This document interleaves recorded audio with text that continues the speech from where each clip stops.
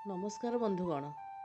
शास्त्र कहुई कि एमती एक पुण्य दिन अच्छी जहाँ पालन कले मनुष्य भूल कर पापरू तो मुक्ति पाए, एपरिक मृत्यु पर पिशाच जनी जन्म होबार भय दूर हो जाए। हाँ आज्ञा, से ही शुभ दिनटी हूँ जया एकादशी बा भौमी एकादशी। आज भिडियो आम जाना जया एकादशी महत्व, पूजाविधि एवं एमती किसी उपाय जहाँ आपण जीवन में सुख समृद्धि भरीदेव। भिडियो को शेष जाए निश्चय देखूँ, कारण शेष में मुझे एक विषय उपर कहबी जहाँ आपण को भाग्यवान करे।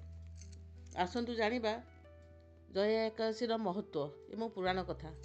माघ मास शुक्ल पक्ष पड़ुवा यही एकादशी को भौमी एकादशी बोली कहुए।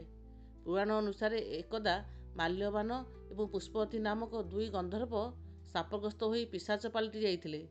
सेमाने अजाणତରେ ଏହି एकादशी दिन उपवास रहिबा फल भगवान विष्णु प्रसन्न होइथिले एवं सेमानकु ସେହି कष्टदायक जोनिरु मुक्ति मिलिथिला।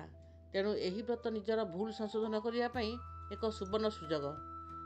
तेणु आपण माने निश्चय ए व्रत को हाथ छड़ा करंतु नाही। आसंतु जानिया पूजा विधि। सकाळु शीघ्र उठी स्नान सारी हलदिया रंगर वस्त्र परिधान करंतु। श्रीहरिଙ୍କ सम्मुखरे घिओ दीप जाली व्रत पाई शपथ नियंतु बा संकल्प करंतु। प्रभु को हलदिया फूल, चंदन एवं गोपाल को मिश्री अर्पण करंतु। मन रखंतु आज्ञा, एकादशी तुलसी पत्र तोड़ंतु नाही। पूर्व तोड़ी रखिथिबा पत्र को भोगरे व्यवहार करंतु एवं भगवान को तुलसी पत्र चढ़ांतु। आसंतु जानिबा मंत्र विषय। एही व्रत रे ओम नमो भगवते वासुदेवाय मंत्र को मने मने जप करंतु। 108 रु अधिका थर जप करंतु।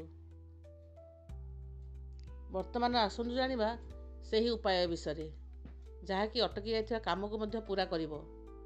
जदि चाकरी किंबा व्यवसाय समस्या थाए तेबे एही दिन कौनसी गरीब ब्राह्मण को हलदिया शस्य किंबा हलदिया वस्त्र दान करंतु। संध्या समय तुलसी गछ मूले एक घिओ दीप जाली 11 थर परिक्रमा करंतु। एहा द्वारा माँ लक्ष्मी को कृपा मध्य मिली थाए। आशा करी आज तथ्य आपन को भल लगिथिबो। आपण एही एकादशी व्रत रखुछंती कि नाही कमेंट रे जय जगन्नाथ लिखिकी निश्चय जणातु। भिडियोटी भल लगिथिले लाइक करने सह आपणक परिवार एवं सांग मानक सह शेयर करंतु। एमिति धार्मिक तथ्य पाई आम चैनल को सब्सक्राइब करंतु। रहुछि आज्ञा, धन्यवाद। जय जगन्नाथ।